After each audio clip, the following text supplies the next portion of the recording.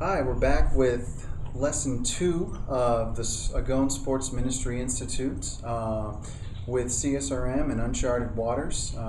Back again, my name is Chris, and this is Dr. Greg Linville, who's the lead instructor for this course. Chris, thanks. We are providing this training in the hopes that you will be able to pass it on. Something has been passed on to us, and it's going to be passed on to others. Chris, someone coached me. I had the privilege of coaching Chris, all-state basketball player, a little bit of college, he's continuing to play. And Chris is passing it on to others.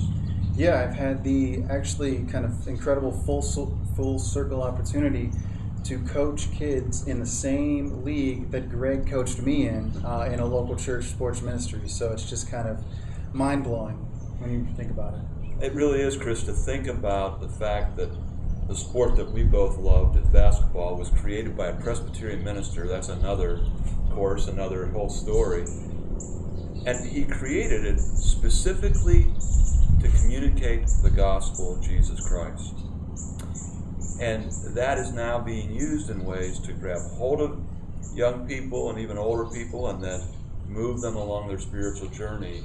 And this passage that we're going to read today helps us understand that a little bit.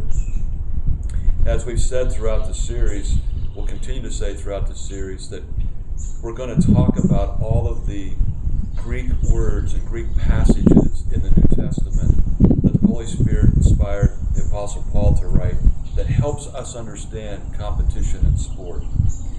And today we're focused on the second letter that Paul wrote to his protege, Timothy, as he passed it on. And he says in the first verse there of the second chapter of 2 Timothy, "You then, my child, be strengthened by the grace that is in Jesus Christ." And then comes to the verse that we're going to hover on. "And what you have heard from me in the presence of many witnesses, entrust to faithful men who will be able to teach others also."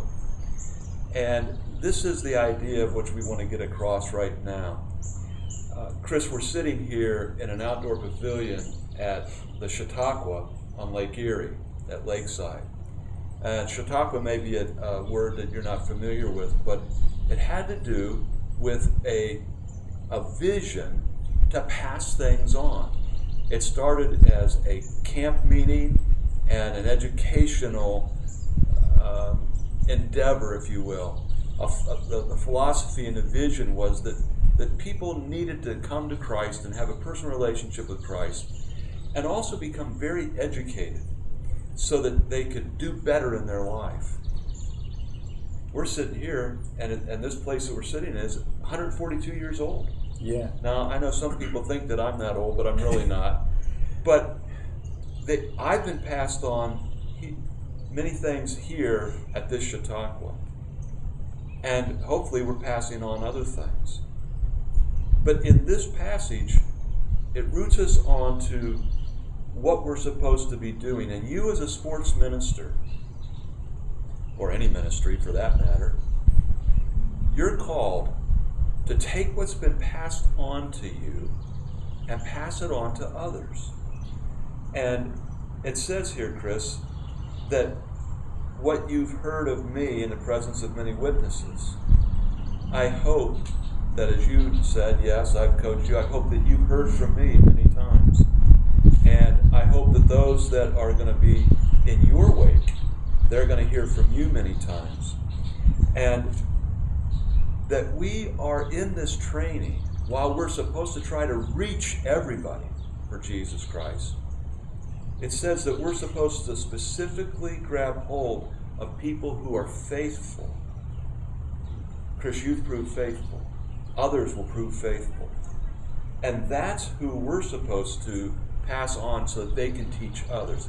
So part of your responsibility as a sports minister in your local church or whatever sports ministry you might be in is to reach everybody, but then specifically notice who God has tapped on the shoulder, ordained, if you will, to become the next generation of ministers. That's what we're doing. That's what we're called to do. Yeah, and I think that's one of the things that I love about CSRM the most is that one of our main principles is to reproduce, reproducing reproducers. Say that again. We're to reproduce, Reproducing reproducing reproducers. reproducers. I love it. Go ahead. And I think a great tie-in for that is, ultimately the beginning of all of this discipleship was Jesus. And he called us to make disciples of many nations. Paul gets a lot of the press, but a lot of people forget about the fact there was somebody before Paul. There was Barnabas. Absolutely. And without Barnabas, Paul wouldn't be Paul. And without Paul, Timothy wouldn't be Timothy. And without you, I wouldn't be who I am. And hopefully I can have that influence on somebody else. So it's really recognizing that you pouring into one person, 5 people, whatever it is, those people that, you really feel like you have a call to just pour into their life, the exponential impact that can have on the kingdom over generations can be unbelievable. I mean, if you told Paul now that there are billions of Christians in large part because of what he did, the letters he wrote, he would probably be so overjoyed that it would be unimaginable.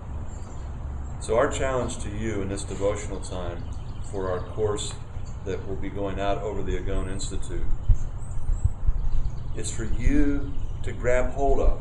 Remember our last devotional? The most important part of a relay race in the track world is to grab hold of what has been given to you. Will you take advantage of this time to grab hold of what's being presented to you in this course? And then, once you've grabbed hold of it, you can then pass it on to someone else. And I really believe that if you are faithful in this, what Chris just said about Paul, there will be untold folks that come behind you. That's our prayer for you.